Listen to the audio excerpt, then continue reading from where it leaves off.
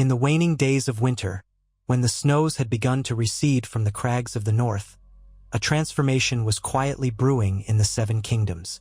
The Iron Throne, that symbol of rule forged in dragon fire and hammered into a seat of swords, had stood for centuries as the ultimate seat of power.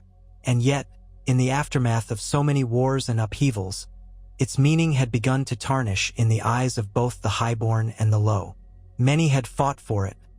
Many had died because of it. Few had truly thrived beneath its shadow. Now the lords and ladies, weary of sending their men to fight, weary of the politics and betrayals, and weary of the recurrent cycle of violence, gathered together to imagine a new path. They came in small clusters to King's Landing, or what still bore the name of the capital, guided by banners and swords that glinted in the mild winter sun. Though the rubble from past sieges had been cleared and the city had tried to mend itself, signs of devastation clung like old scars upon the walls and towers. There were burned-out shells of buildings never repaired, rumors of hidden caches of wildfire never uncovered, and as travelers walked the streets, they saw the deeper lines of worry and acceptance etched into the faces of the populace. The Targaryen dragons had once soared overhead. Lannister armies had once marched through.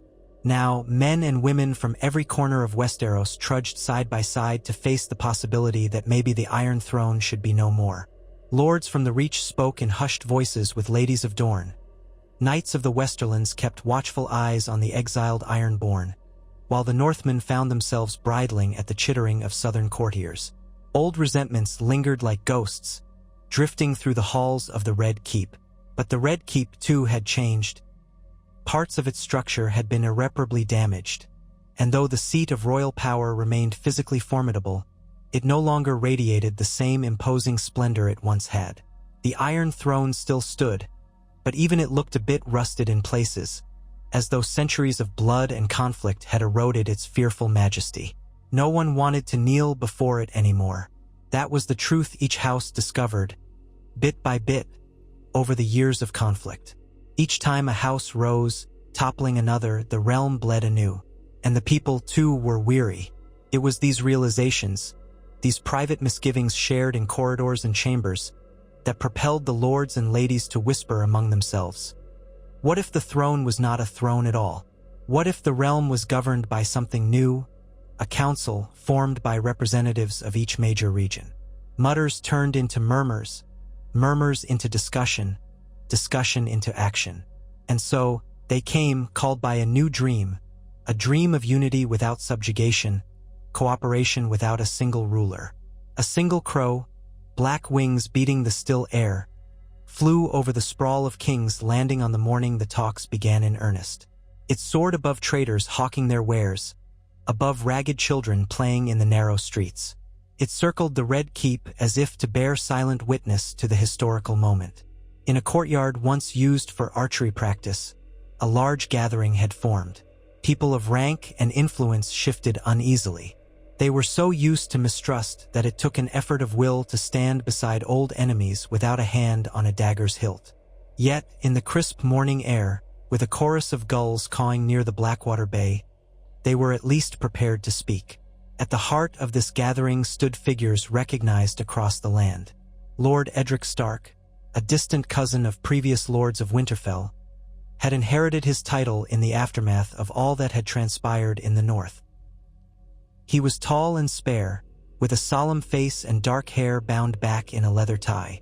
His voice carried a quiet authority, and he represented the North's desire for autonomy while still recognizing that isolation was not the answer for the harsh winters. Next to him, Lady Margaery Tyrell, rebuilt in name only, since House Tyrell as it once was had fractured, wore the green and gold of the Reach. She was a distant relative of that older lineage, but she had the charm of her ancestors, the disarming smile, the strategic mind. Not far from them hovered the presence of Lord Gon Greyjoy, a nephew of the old Ironborn lords, his eyes ever watchful and suspicious, his coat marked with the Kraken sigil. With him stood his iron captains, men of few words who fingered the pommels of their axes. They awaited the arrival of whomever still claimed the title of regent in the shattered Targaryen Lannister legacy. That line, once so proud, had been winnowed by war and betrayal. In the end, A single woman remained, albeit a cousin many times removed from the direct bloodline. Aelora Targaryen in name only, carrying a diluted trace of dragon's blood. She had not mounted a dragon, nor led armies. Instead, she had become a figure who tried to gather the remnants of a realm that had broken itself upon the wheel of power again and again. Now she emerged from the Red Keep, accompanied by a handful of gold-cloaked guards, wearing a simple black gown. Her face was pale and set, knowing she was about to negotiate away what power her house claimed to have. But that was precisely her goal. She believed that the monarchy had run its course, and she had summoned these lords to see if a new age might dawn. They gathered in a circle, intentionally eschewing any dais or higher seat. The symbolism was clear. This was not a place for one to rise above the others. They shared greetings, some stiff, some warmer. The sunlight fell across them, painting them in equal gold. Guards posted themselves at a cautious distance, swords sheathed but at the ready. A hush fell upon the courtyard, broken only by the rustle of clothing and the murmuring of the crowd. It was in that hush that Lord Edric Stark dared to speak first. "We have seen what kings and queens can do," he said. "I come from the land that declared itself independent time and again. We all remember how the North suffered, how we lost countless lives." His gaze swept the circle, resting momentarily on each face, including Lady Tyrell's and Lord Greyjoy's. "But I also know that going our separate ways, forging 7 independent kingdoms, will not ensure peace. If anything, we may doom ourselves to unending border wars, for every slight, for every resource. So I stand here ready to speak for a new solution." Many in the circle inclined their heads, hearing the steadiness in his voice. It was not the roar of a conqueror, but the reasoned proposition of a man who had little appetite for further bloodshed. Lady Margaery Tyrell stepped forward, her gown softly trailing on the cobblestones. She had a voice that carried with surprising strength. "For too long, my house, my people, and the people of the Reach have been called on to feed the realm, to serve as the breadbasket, while we starved under the demands of war. I will not let the fields of the Reach be trampled yet again by any single claimant to the throne. Our harvests deserve to feed children, not armies." Her gaze found Lady Aelora Targaryen, who listened intently. "A council sounds prudent, yet we must set terms that do not merely mirror the old small council, which existed at the pleasure of a single monarch. This council must be the final authority in the realm." Lord Gon Greyjoy snorted softly, crossing his arms over his chest. "The Iron Islands have always taken what they want," he declared. "Many say we are reavers and raiders. Maybe we are. But we have no wish to see yet another distant king command us to bend the knee. If your new council lets the Ironborn keep to ourselves, and to the seas, perhaps we can make peace." He spat the word peace out as though it were an unfamiliar taste in his mouth. Still, the fact that he stood there at all was a testament to how drastically times had changed. The Iron Islands had faced too many setbacks in past rebellions. Even they, so proud, recognized the times might demand compromise. "I do not crave power for myself," Lady Aelora Targaryen said then, her hands clasped before her. "I have carried this name, Targaryen, as a burden more often than a privilege. My father was a footnote in the wars, a man who tried to rally old loyalties and found few. I grew up in a broken court, half in hiding, half in bitterness. I will not spend my life clinging to a seat that has become a symbol of destruction. Let it end here." Eyes flicked to the Iron Throne, standing somewhere deep in the Red Keep, a twisted seat of old steel. The question that hovered was how. How would they dismantle something so woven into the identity of Westeros? For hours they debated, at first in that courtyard, then adjourning to a grand but battered hall to escape the direct glare of midday. Proposals were raised. The council would comprise permanent representatives of the major regions: the North, the Vale, the Riverlands, the Westerlands, the Reach, the Stormlands, the Crownlands, Dorne, and the Iron Islands. Some demanded separate representation for the Crownlands. Some insisted that the Crownlands were no more than a relic of the monarchy and should be folded into the Stormlands or other neighboring realms. Others argued in favor of one seat per region, while some worried that their larger populations warranted more say. Despite the intensity of these arguments, there was a new undercurrent of cooperation that had rarely been seen in such gatherings. Each had come not merely to wrangle for dominance, but to keep the realm from plunging into further chaos. Thousands upon thousands had died in the wars, and with harvests so precarious and winter so near its close, everyone recognized the kingdom's vulnerability. They could not survive another wave of devastation, not after the White Walkers in the north, not after the dragons that had scorched the fields, not after men had spilled blood so freely. So they haggled for hours, voices rising and falling. But there remained an unusual willingness to find common ground. When the hall grew stuffy and the servants brought in pitchers of watered wine to quell parched throats, Lord Edric Stark proposed an outline. He spoke methodically, as if he had prepared for this moment for months. His deep voice seemed to steady the debate as he enumerated points. "We will create a Grand Council to be called the Council of Lords, though it will be open to ladies and all legitimate rulers, of course. Each major region will send one permanent delegate, and that delegate may be replaced only by the consensus of their own region's nobility or by hereditary succession if we so choose. This council shall meet here in King's Landing if the city is properly maintained, or in another city if King's Landing cannot be held neutral. Its decisions will be made by majority vote, but no single region shall be permitted to dominate. We must ensure that the decisions are truly for the realm, not for one house's advantage." Lady Marjorie Tyrell nodded. "That is a start.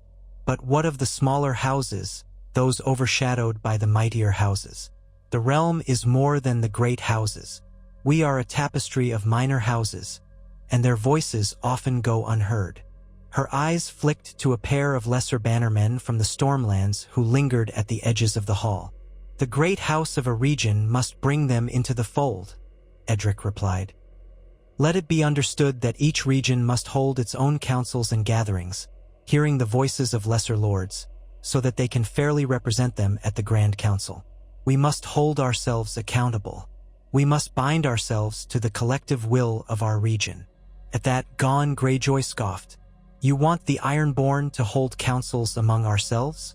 I can't even gather my captains without someone drawing a blade." A small chuckle rippled through the hall, a rare moment of levity.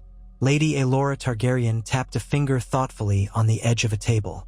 "Whether you call it a moot or a kingsmoot or a gathering, you Ironborn know how to choose your leaders when you must.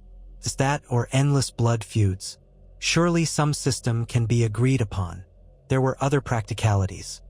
Would there be a standing army for the realm, or would each region manage its own defense? Who would mint currency and set trade standards? How would disputes between houses be resolved if not by the threat of a king's justice? The more they spoke, the more they realized that though the monarchy had proven disastrous time and again, it had at least provided certain structures. To tear down the old system entirely meant rebuilding from the ground up, carefully forging new laws and traditions so that anarchy did not ensue. Each time they reached a knotty point, an argument broke out. Tensions nearly flared beyond control on several occasions, with memories of old wars surfacing like half-healed wounds. But they carried on. By the time dusk settled, painting the windows in a muted glow, they had hammered out the foundation of what might become a new order. Wearily, the representatives and their retinues retired for the evening, dispersing through the Red Keep's available chambers or lodging in the city's inns. A hush fell upon King's Landing as the stars shimmered in the sky. The hush, however, was not one of tension before a storm. Rather, it was a hush of possibility, as though the city held its breath, uncertain if the next day would bring an end to old hatreds or a reopening of ancient wounds. Lord Edric Stark found himself sharing a modest supper with his small retinue in one of the Red Keep's smaller dining halls. The keep, while still grand, felt emptier than it had in the days when kings and queens entertained lavish courts. That night, the gloom of the corridors made each torch's flame flicker more brightly. As Edric ate, he spoke quietly with his sister, Alice, who had accompanied him south. They discussed the day's negotiations. Alice, barely past 20, had the keen mind of a northerner who observed more than she spoke. She pointed out that though the day's discussions had been promising, there were many in the assembly who might still try to rework the new system to their advantage. She cautioned her brother not to trust too easily. Edric nodded, fully aware that the path to peace was precarious. In another part of the keep, Lady Marjorie Tyrell walked along a balcony that overlooked the city. Her gaze swept across the rooftops and the distant flicker of lanterns. Somewhere out there, small folk lived day to day, wanting nothing more than peace and a full belly. She swore softly to herself that she would do what she could to bring them a future with fewer swords drawn and fewer fields burned. She remembered her youth, how her grandmother had taught her that power was not always about brute force but about charm, persuasion, and forging alliances. Now, that lesson felt more relevant than ever. If she could charm the lords and ladies in that hall into forging a lasting council, then House Tyrell's legacy, although changed, would live on in a realm that finally found stability. Meanwhile, Gawain Greyjoy and his iron captains gathered in a musty side chamber used for storing old banners and broken furniture. They drank saltwater wine and spoke in low voices. They had come to King's Landing because they saw an opportunity to ensure the Iron Islands could survive the New Age without being drawn into endless wars. Gawain Greyjoy knew how precarious his people's position was. In every conflict, the Ironborn either rose as a nuisance or were crushed by the more populous mainland. They had to stake their claim in this new council, or they might be swept aside and forgotten. He eyed his men, who were used to straightforward raids and sea battles, and he tried to persuade them that this political negotiation was just as critical as any fight. If they failed here, the Iron Islands might never truly hold their own. Lady Aelora Targaryen, though exhausted, retreated to a small solar once occupied by queens of old. She dismissed her handmaidens and sat by a flickering hearth, staring at the dancing flames. She saw in those flames the shadows of dragons, the ghosts of her forebears who had built and broken this realm through fire and ambition. She had grown up on tales of Aegon the Conqueror and Daenerys Stormborn and the line of Targaryens whose power soared to unimaginable heights, only to crash back to earth. Now, she was on the cusp of relinquishing the final vestiges of that legacy. And she was glad. She whispered a silent prayer that her ancestors, wherever they might be, would approve. Or if they did not, that they would finally find rest. Perhaps the realm needed no more Targaryens, no more dragons to rule it.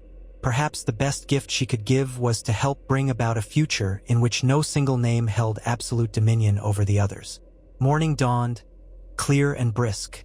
The delegates, bleary-eyed, made their way into a council chamber that had been prepared with a circular table. Chairs of equal height encircled it. The symbolism was not lost on any of them. No seat at the head, no seat on a dais. Even so, hierarchy among them was not so easily discarded. Old instincts led some to try to seat themselves first, near the vantage points they deemed most prominent. But Lord Edric Stark quietly pointed to the chairs, urging them to sit anywhere. Lady Aelora Targaryen entered last, taking a seat with no fanfare. She wore a simple gown again, her hair loosely gathered at her nape, refusing to display any royal paraphernalia. If the realm was to transition away from monarchy, she would not cling to the trappings of it. The day's discussion focused on the specifics of power distribution. They started with trade, one of the bedrocks of any unified realm.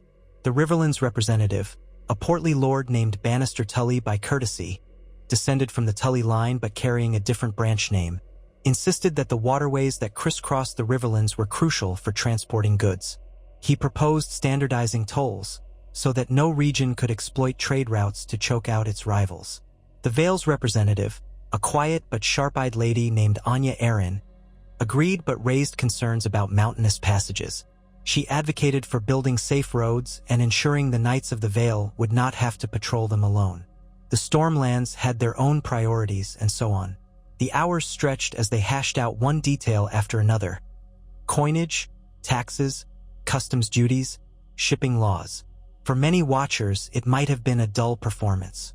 Yet, to these lords and ladies, it was enthralling in its own right. This was how they would weave the realm's stability, thread by thread, replacing the old tapestry of a single throne dictating terms. They debated who would collect and distribute coin for the council's needs. Eventually, They settled on a treasury managed by a small group selected from the council members, each region rotating representation so that no single region could cling to control of the purse strings indefinitely. Then came the thornier matter of justice and law. "We have always relied on a king's justice," Lord Edric Stark said, "or on the Warden of the North, the Warden of the West, each acting in the king's stead. If we are discarding the monarchy, we must clarify how we handle crimes that cross regional borders, or disputes between houses that escalate. Do we raise arms, or do we petition the council for intervention?" Lady Tyrell tapped her fingers lightly on the table. "If we set a precedent that the council can gather its own force under certain circumstances, punitive expeditions against lords who break the peace, then we risk recreating the dynamic of a single power. But if we do nothing, we risk letting the strong prey on the weak." She glanced at Gon Greyjoy, though without overt accusation, merely acknowledging that the Ironborn had a reputation for raiding. "We must have a balance." Alora Targaryen spoke softly. "My forebears once had the Kingsguard and the Gold Cloaks. Their loyalty was to the crown, not to a single region. Perhaps we can maintain an order of knights or sworn swords that pledge themselves not to one lord, but to the entire council. Their numbers need not be great, only enough to enforce the council's edicts. Let us call them the Guardians of the Realm, or some such name that may outlast us all. They would be chosen from across the regions so that no single region dominates." This idea sparked much conversation, some positive, some wary. In time, they agreed that a small standing force might be created, loyal only to the council, funded collectively by the regions, and drawn proportionally from each region. The command structure would rotate or be subject to a vote if an extended conflict arose. It was not a perfect solution. Some worried it could become an army of oppression if one faction gained control. But it was a necessary start, a shield against lawlessness. No matter how they turned, the memory of how monarchy had so often devolved into tyranny haunted the discussions. Each house recalled how a king or queen had favored certain allies, punishing old enemies. They wanted to prevent that. The debate led them down countless rabbit holes. Should they limit the council members' terms? Should one region be able to veto the council's decisions? On and on it went until midday came and went, with a quick break for bread and ale, and then into the afternoon. By the time the sun dipped once more, they had a rough framework of a council-based system, though countless details remained unsettled. Yet progress was undeniable. No swords had been drawn. No threatened walkouts had occurred. The spirit of cooperation, tenuous though it might be, held. In the evenings, smaller gatherings formed in corridors and side chambers. Representatives from neighboring regions whispered together, forging alliances or clarifying positions. There were arguments too, some heated, but always overshadowed by the shared understanding that each was better served by forging a new system than by splintering into outright war.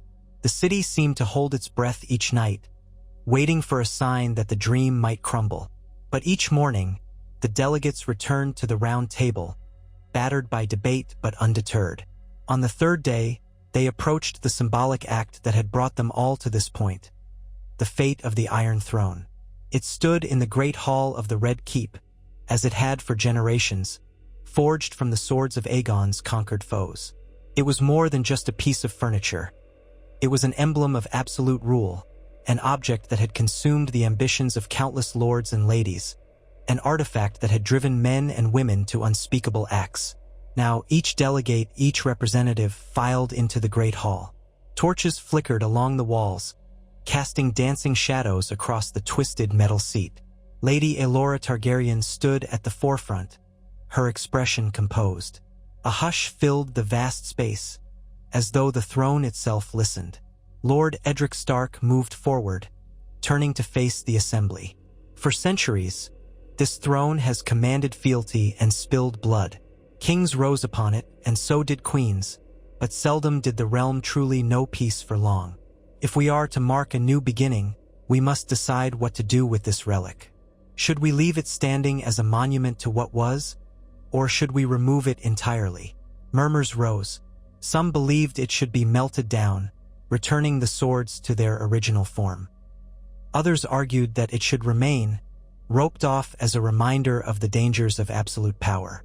They recognized that symbolically, destroying it might be a powerful statement, but equally, leaving it might serve as a warning to future generations.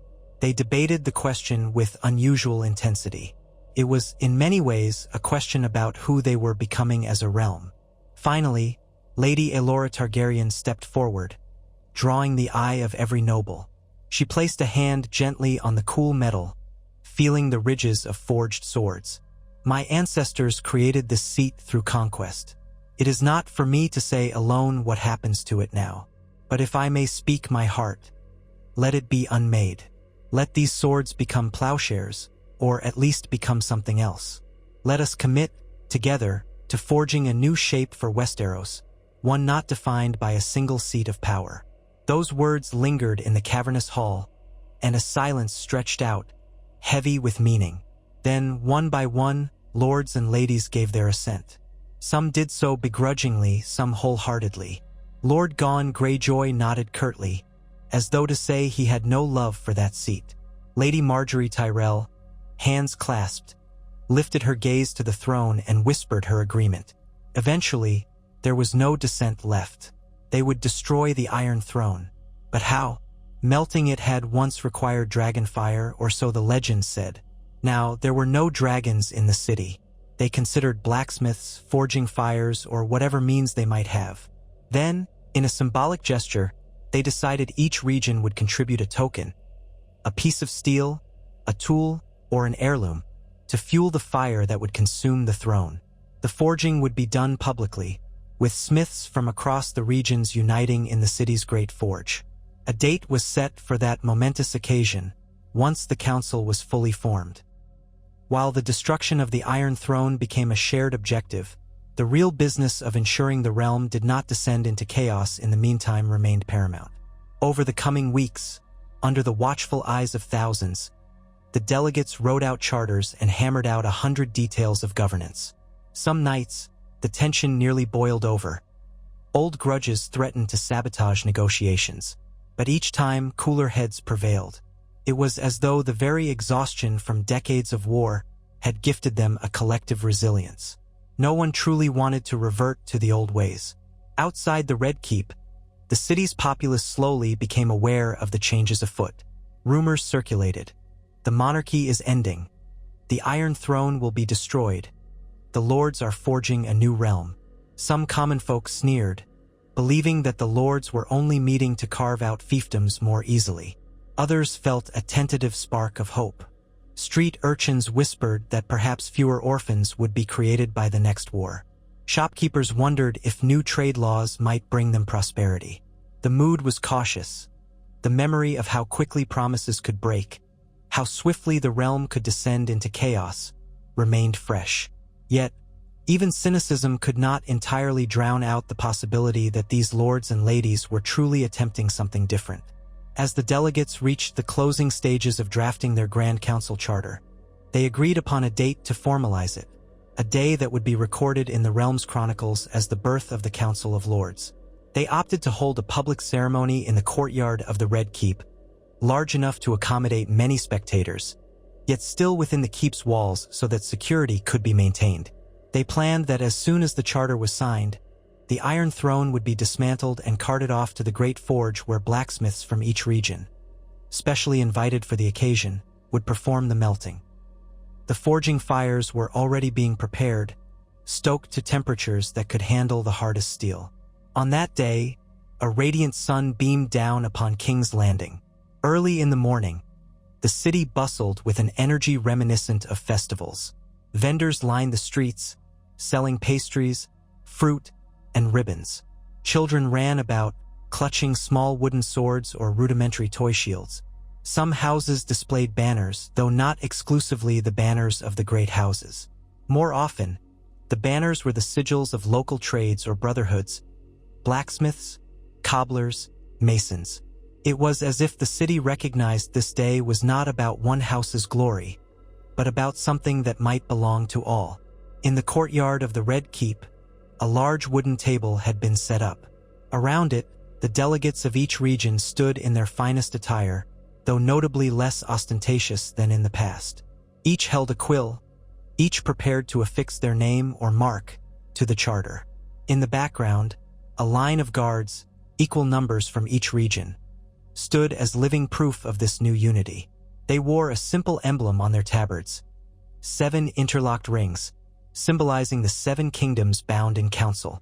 Though some jested that it looked like a chain, the message was clear: unity. First to sign was Lord Edric Stark, who had helped draft the core of the document. He read aloud key passages, his voice echoing in the courtyard. "We, the lords and ladies of Westeros, in recognition of the costs of war and the worth of peace, do hereby form the Council of Lords. The council shall bear equal representation from each region, to serve the interests of all, with no single seat of power. Henceforth, no king or queen shall reign upon the Iron Throne, and the monarchy as it was known is hereby dissolved. In its stead, the council shall set laws, arbitrate disputes, oversee trade, and defend the realm from threats without and within, guided by the principles of fairness, rotation of duties, and accountability to the peoples we govern." His words were greeted by murmurs of assent. Then, systematically, each regional delegate stepped forward to sign. Lord Bannister Tully for the Riverlands, Lady Anya Arryn for the Vale, a representative from the Stormlands, Sir Thomas Dondarrion, as the Baratheon's branch had dwindled, Lady Marjorie Tyrell for the Reach, Lord Gawain Greyjoy for the Iron Islands, Lord Royce Lannister, a minor branch of the Lannisters that survived, for the Westerlands, and so forth, each pressing quill to parchment. Finally, Lady Aelora Targaryen approached. She held the quill for a moment, gazing at the parchment. In that moment, one could almost see the weight of history upon her shoulders. Then, with firm resolve, she wrote her name in elegant strokes. The monarchy that her house had symbolized for centuries was officially ended by her hand. A hush fell, broken only by the rustling of the parchment as it was lifted by Edric Stark. The watchers in the courtyard, a mix of highborn and common folk, seemed to sense the gravity of what had just occurred. The realm had never been without a monarch in living memory. It was a new era, uncertain and untested, but undeniably historic. Then, amid the hush, the ceremonial dismantling of the Iron Throne commenced. Workers approached the Great Hall, accompanied by a handful of lords and ladies. They had with them large hammers, chisels, and barbed hooks. The throne had always been massive, though rumors claimed it was smaller than it had been under Aegon. Time and refurbishing had changed it. Regardless, it was still a formidable sculpture of fused blades. With the watchers crowding at a respectful distance, the workers set to it. Clang after clang of the hammers rang out in the vaulted hall, echoing in the air. Sparks flew as metal met metal. Bit by bit, shards of steel broke away. The seat that had loomed over the realm was quite stubbornly refusing to yield. This was not a subtle operation. More than one worker cursed or winced as edges of shattered blades clattered to the floor. Slowly, as though the throne resisted its fate, the shape lost its integrity. Fused swords and twisted metal peeled away in shards. Workers pried and hammered, some sweating despite the cool day. The watchers stood silent, a mixture of awe and relief flickering across their faces. The symbolism was stark, a centuries-old tradition of monarchy, undone by many hands, none of them kings. When the throne had finally been reduced to large chunks and smaller scraps, they were hauled out into wagons lined with straw to cushion the metal. A crowd followed as the wagons trundled through the Red Keep's courtyard, then out toward the city's great forge. Along the way, the forging fires had been built in a specially constructed pit, ringed by stone. The heat shimmered the air as blacksmiths, one from each region, stood by in leather aprons, tools in hand. Each blacksmith had been chosen not just for skill, but for their willingness to participate in this symbolic act. As the broken throne arrived, it was stacked around a roaring fire fed with charcoal and bellows. The blacksmiths took up their tongs, dropping the shards of metal piece by piece into the inferno. Sparks flew as the ancient steel began to heat, first turning a dull red, then brighter, until it glowed with an incandescent brilliance. The watchers felt the wave of heat on their faces, and some stepped back. Yet no one moved away fully, transfixed by the spectacle of the Iron Throne melting. Amid the crowd, each region's representative had brought something to add to the flames. The North contributed a broken sword from the time of the Long Night, a relic said to have been wielded by a Stark ancestor. The Reach contributed a piece of a plow, symbolizing their farmland. The Iron Islands contributed a bent iron kraken, hammered out roughly. The Vale added a small, worn shield bearing the Falcon sigil. One by one, these items joined the throne's metal in the fire, forging a blend of symbols from across Westeros, united in the heat of transformation. The blacksmiths, working with practiced care, fanned the flames. They stoked the heat until the metal ran molten, a swirling red-orange mass of possibility. Even the Watchers who did not understand smithing could sense the momentousness, the forging of a new realm in this symbolic crucible. Some wept, remembering the countless dead who might still live if power had not been so violently contested all these years. Others stood with shoulders squared, thinking of the future that might now open before them. Children in the crowd craned their necks, eyes wide at the sight of steel turning to liquid. When enough of the throne had melted, the blacksmiths maneuvered the crucibles so they could shape the metal anew. That shape had been debated. Some suggested forging a statue representing unity. Others had more practical ideas, like forging a massive bell for the capital or a set of smaller bells to distribute to the major cities. The council had decided on multiple pieces: a series of bells and a ring of swords to be mounted in the council chamber as a reminder of the cost of power. The bells would symbolize a call to gather in peace, rung across the realm, while the ring of swords would represent the transformation of old conflict into shared responsibility. One blacksmith from the north was chosen to guide the forging of the ring of swords, while others from Dorne, the Reach, the Westerlands, and so forth worked on casting the bells. It was a painstaking process, requiring great skill, and it would take days to complete. But that night, as the Watchers gathered, they saw the molten metal poured into molds, heard the hiss and crackle as it cooled. They smelled the sharp tang of burning fuel, felt the reverberations of the city around them. It felt like bearing witness to the forging of a legend. In the days that followed, the realm began to adjust. The Council of Lords continued meeting daily, refining the charter, clarifying laws, preparing to send envoys back to their respective regions with news. A messenger system was created, with ravens trained to carry council edicts swiftly across the land. Couriers on horseback would supplement them. A treasury official was appointed, a wizened man from the Westerlands who had experience balancing accounts for Lannister mines. A master of coin no longer served a king, but served the council as a whole. Similarly, administrators for matters such as ports and roads were chosen, each subject to the council's oversight. The city guard in King's Landing was restructured so that their loyalty was pledged to the council, not a monarch, and new captains were chosen, one from each region. All of this was new and complicated, and mistakes were inevitable.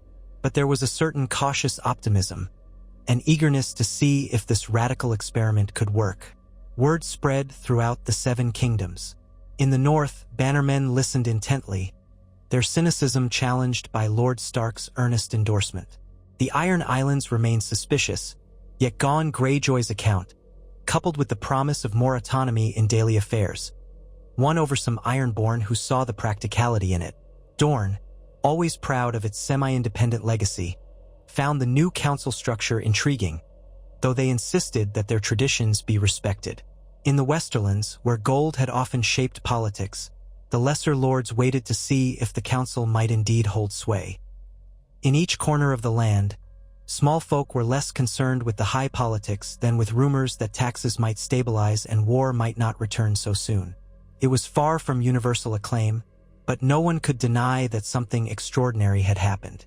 Within King's Landing, refugees from past conflicts dared to hope that they might finally rebuild their lives. The Great September had been destroyed long ago, but a smaller sept had been rebuilt, and the faithful gathered to pray that the new council would not be undone by the same pride and ambition that had doomed kings before. Merchants negotiated trade deals, excited by the possibility of standardized tolls that would allow safer and more profitable commerce across regions. The city, battered and broken so many times, seemed to breathe again. Each day, The council members assembled around their round table in the Red Keep.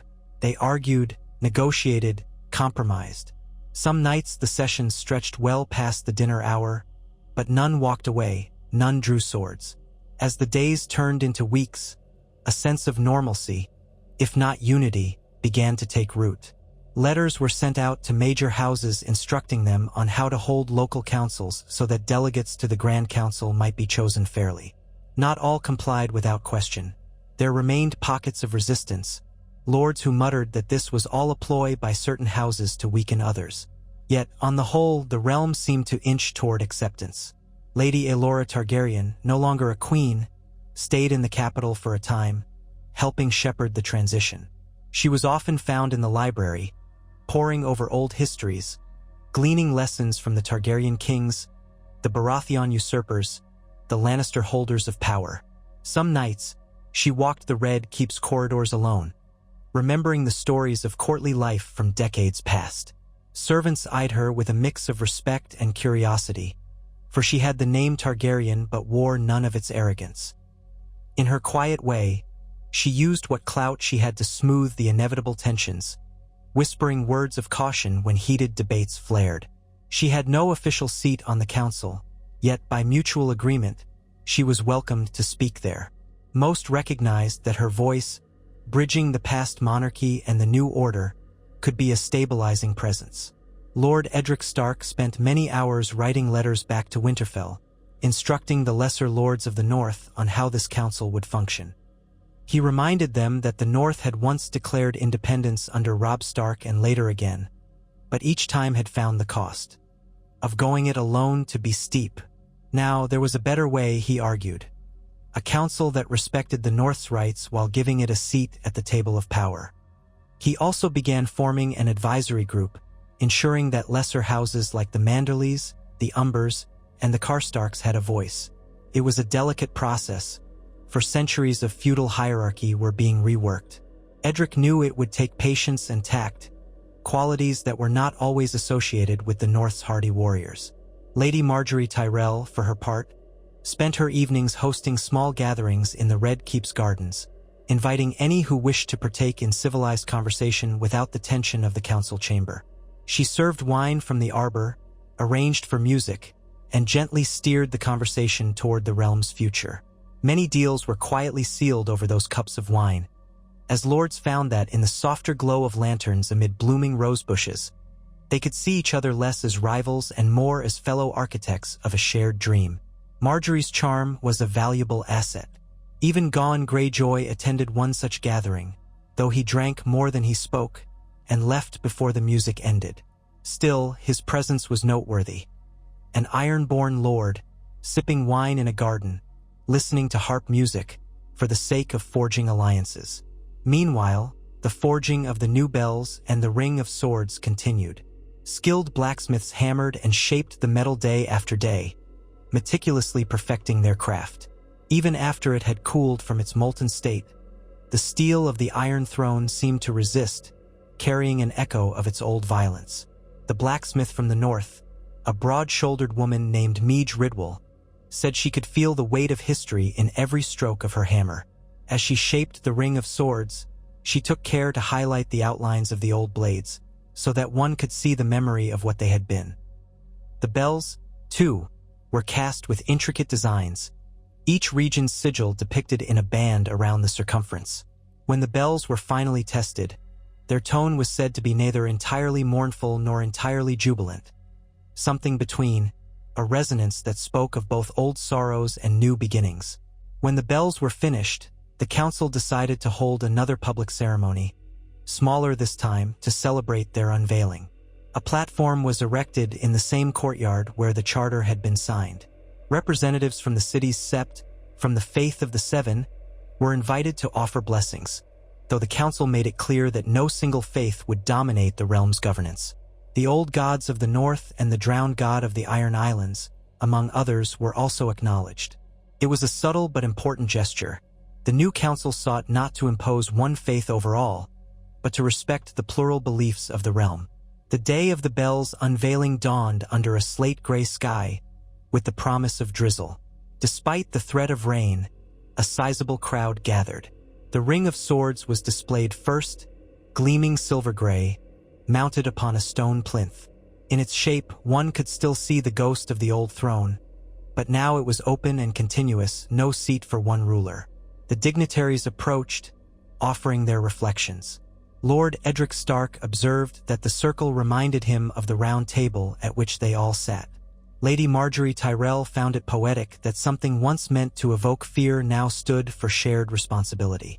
Then the bells were brought forth, 7 in total, each symbolizing a region, yet all forged from the same source. They were hoisted up upon a wooden frame, rung one by one so that the courtyard filled with layered, shimmering tones. A hush fell as the final note rang out, lingering in the damp air. Many felt their hearts tremble, as though hearing a prophecy of what might come if they stayed true to their vow. The bells were to be distributed among major cities: Oldtown, Lannisport, White Harbor, Gulltown, Sunspear, Pike, and Storm's End, so that when rung, they would call the populace to attention, to gatherings, to moments of communal importance. The 8th region, the Crownlands, which was losing its old significance, would be represented in King's Landing by the Ring of Swords in the council chamber. Each region had a piece of the old throne reimagined. In the weeks and months that followed, the Council of Lords took root in the realm's governance. Resolutions were passed. Conflicts were mediated. It wasn't always smooth. Rivalries did not simply vanish. Some houses tried to jockey for influence within the council, forming alliances that mimicked the old power structures. But now there was a framework to handle such maneuvering. If a house tried to force an issue through violence, it faced the collective might of a realm that was no longer beholden to a single sovereign. Councils within each region, mandated by the Grand Charter, added layers of local representation.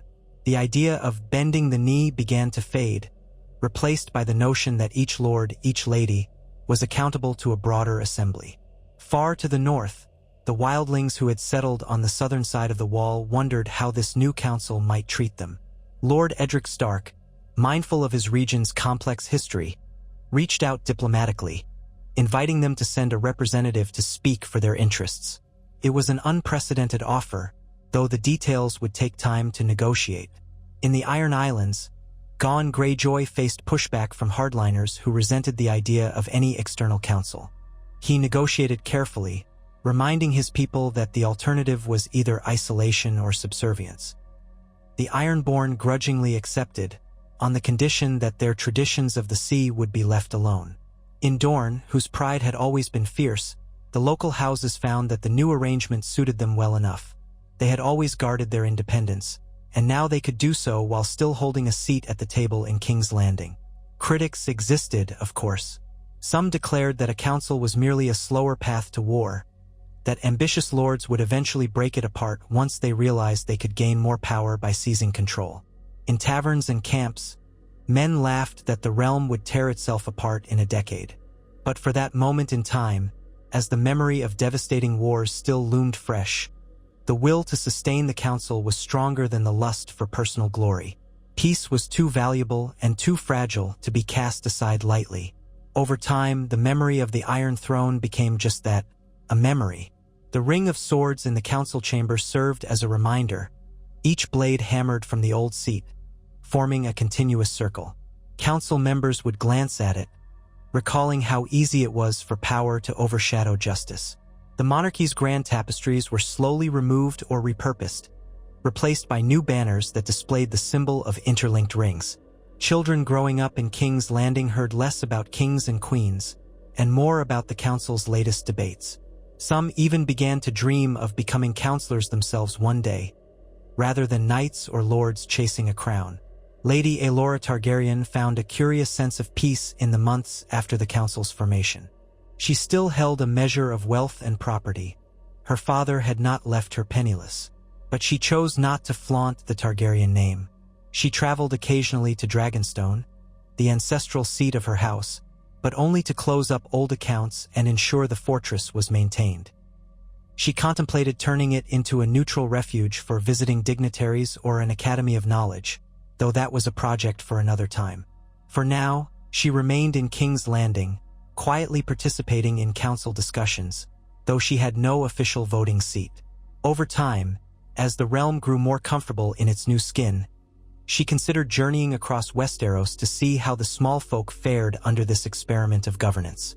Perhaps she would write a chronicle of the monarchy's final days, so that no one would forget the lessons learned. Lord Edric Stark, after many months, prepared to return to Winterfell, satisfied that the council was stable enough for him to leave for a time. He entrusted the North seat to his sister, Alice, who had proven adept at navigating political currents. On the day he departed, he stood in the courtyard once more, gazing at the Ring of Swords. The clang of a blacksmith's hammer on an anvil somewhere in the distance reminded him of the forging that had occurred, both literal and metaphorical. He felt a mingled sense of pride and humility. He had witnessed the end of one era and the start of another. Whatever came next, the North would face it with the rest of Westeros, not as subjects but as partners. Before he left, Margaery Tyrell approached him, a wry smile on her lips. She was dressed in the green and gold of her house, her hair pinned in a simple yet elegant style. "You're leaving us Southerners to our own devices?" she teased. "We'll miss your northern cool head in the council chamber." Edric smiled, a rare warmth lighting his face. "I trust the council can manage without me for a while. Besides, my people need me, and I have to ensure that the Northern Lords are truly on board with all these changes." He paused, then added quietly, "Thank you for your efforts, Lady Tyrell. You have a gift for bringing people together." She inclined her head graciously. "I only do what needs doing. We all have a stake in this future." Her gaze drifted to the Ring of Swords. "Strange, isn't it? When I was younger, I imagined one day I might sit on that throne as queen. Now, I am so very relieved that dream never came to pass." Edric studied her a moment, then nodded. "Perhaps we are all better off this way." They parted with a sense of mutual respect. Edric mounted his horse, leading a small column of Northmen out through the gates. That same day, Gon Greyjoy and his men set sail from Blackwater Bay, bearing news and the council's decisions back to Pike. Representatives from the other regions either remained in King's Landing or began to rotate, as they had agreed that no single delegate should remain indefinitely without respite or consultation with their home region. Back in the Red Keep, the Round Table remained the heart of the New Realms administration.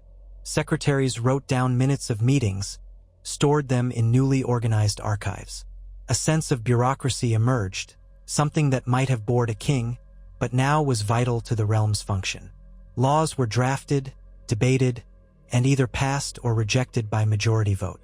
A growing sense of order began to pervade King's Landing, as if the city itself recognized that the endless Game of Thrones was over, replaced by a more measured, if less dramatic, process. Months rolled into years. The first real test of the council came when a brutal storm battered the coasts of the Stormlands and the Reach, destroying crops and flooding villages. Normally, a king might have sent relief or might have ignored it, depending on his whims. Now, the council convened to coordinate aid. The Reach offered grain to the Stormlands, the Westerlands provided gold to assist in rebuilding. Troops from the Crownlands, rebranded as the Realm's Guardians, helped keep order where desperation led to theft and looting. Though the response was not without delays and complications, it proved that the council could act in times of crisis. The small folk, seeing wagons of relief arrive, began to believe that perhaps this system did care for them more effectively than an often indifferent monarch. Across the realm, petty disputes arose, as they always had. Minor houses bickered over borders, over marriage contracts, over the ancient slights that never fully died. But they found they could appeal to a regional council or even the Grand Council if needed. The threat of the entire realm's enforcement made houses think twice about waging private wars. Over time, grudges simmered, but seldom boiled over. The new generation of lords and ladies grew up learning the rules of this system rather than the old ways. They learned how to speak in council, how to lobby for support, how to form coalitions that did not necessarily revolve around a single figurehead with a crown. The fabric of Westeros's political life gradually rewove itself.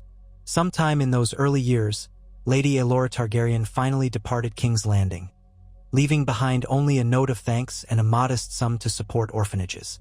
she took a small retinue and set out to travel the realm. Some rumored she went to Essos, others that she wandered the countryside incognito. A few claimed she took passage for Old Valyria, seeking traces of her house's origins. Whatever the truth, her quiet exit marked the closing of a chapter. The last Targaryen, or at least the last who claimed the name openly, had stepped away from the seat of power. Perhaps she found peace in knowing the realm no longer depended on the blood of dragons to unite it. The transformation was not without challenges. Occasionally, a charismatic or ambitious lord questioned the council's authority and threatened to break away or foment rebellion. But each time, the rest of the realm closed ranks, reminding any would-be warlord that the resources of a united Westeros dwarfed that of any single region. An ethos of cooperation, once unimaginable, had taken hold. Even Dorne, historically aloof, found itself integrated more smoothly than some had feared. The promise of influence and the assurance of respect for their customs kept them at the table. Over time, the memory of kneeling before a king or queen became a topic of stories told by grandparents. Children recited the tale of the melted Iron Throne as though it were as ancient as the Age of Heroes.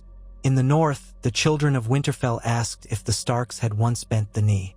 In the Westerlands, the name Lannister was no longer synonymous with the monarchy's court, but with a seat at the council that oversaw silver and gold mines for the collective benefit. The Ironborn taught their children that they no longer needed to plunder because they had fair trade routes with the mainland, though the old reaving spirit still lingered in some hearts. The change was profound, yet incremental, seeping into every corner of Westeros like the tide. In King's Landing, the Ring of Swords continued to gleam in the council chamber.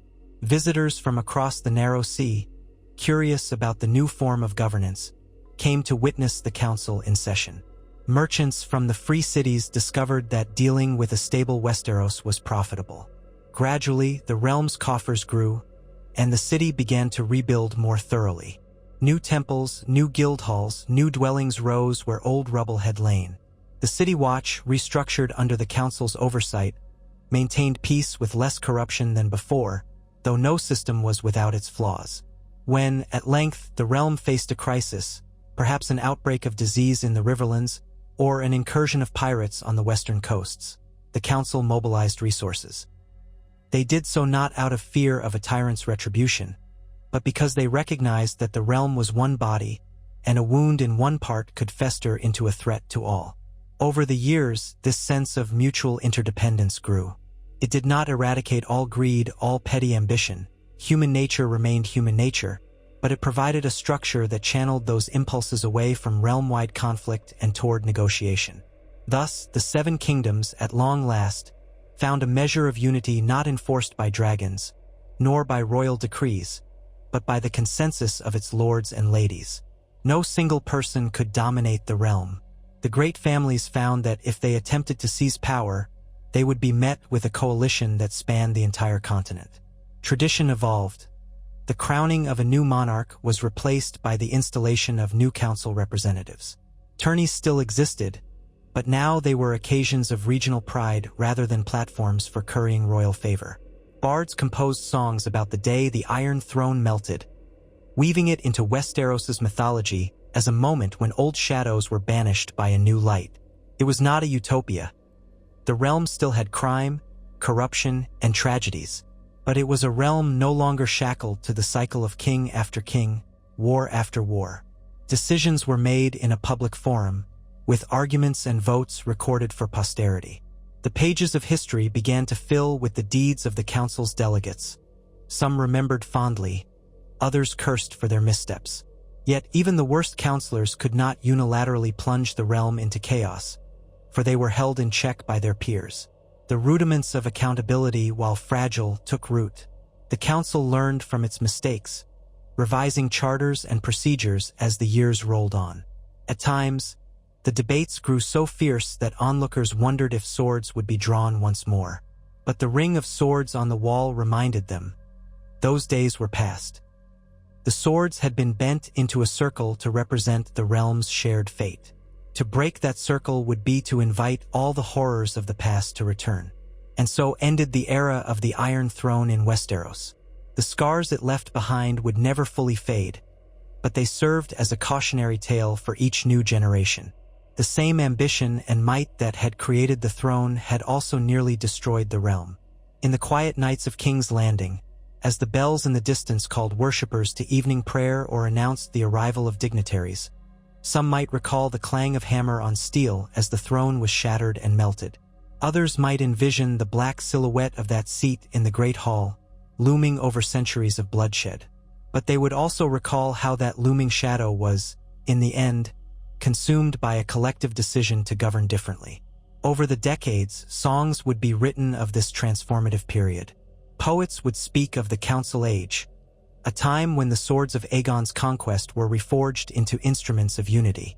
Children would reenact the day the throne was broken in their play, pretending to be the smiths who pried the blades free, or the lords who signed the Great Charter. Some families kept fragments of melted steel as heirlooms, claiming they came from the original throne.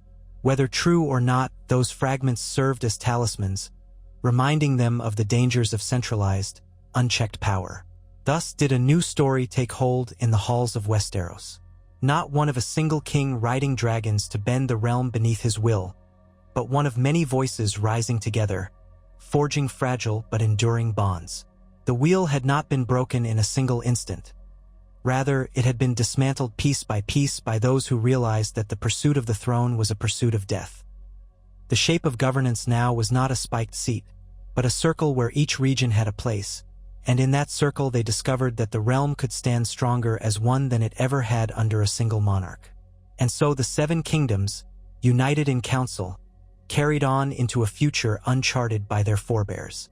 They would face new threats, new triumphs, new heartbreaks, as all realms do, but they would do so together, not in thrall to a single ruler.